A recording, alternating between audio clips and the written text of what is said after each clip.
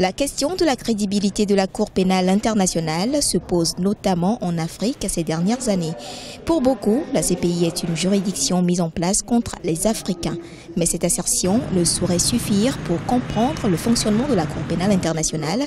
C'est ce que révèle entre autres l'ouvrage « La Cour pénale internationale à l'épreuve de la répression en Afrique ». Aujourd'hui, le constat est que la CPI est beaucoup plus basée, base beaucoup plus ses actions sur l'Afrique que les autres régions du monde.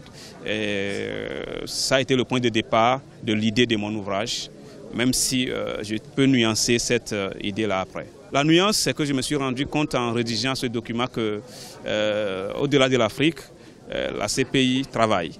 Que la CPI intervient, la CPI ouvre des enquêtes préliminaires dans des pays comme le Honduras, l'Afghanistan et la Colombie, l'Ukraine, qui ne sont pas des pays d'Afrique. Et bientôt, récemment, la CPI a ouvert des enquêtes préliminaires aussi en Palestine. C'est un signal fort.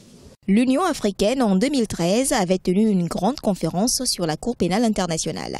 À cette conférence, il était décidé que les chefs d'État africains en exercice soient exempts de toute poursuite judiciaire venant de la CPI. Et c'est là qu'intervient également la question de l'impunité et la protection des dirigeants au détriment des victimes.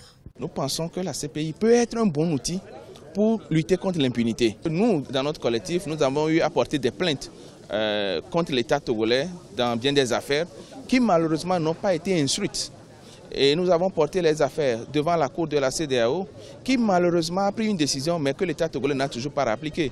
Donc si la Cour pénale internationale peut agir au Togo à travers la ratification du statut de Rome, nous pensons que c'est un atout que nous aurons et que nous pouvons mettre en valeur. Pour l'heure, le Togo n'a pas ratifié le statut de Rome et pour tous les États africains, la poursuite des auteurs des crimes les plus graves commis est plus que nécessaire afin d'être à l'abri de la justice internationale.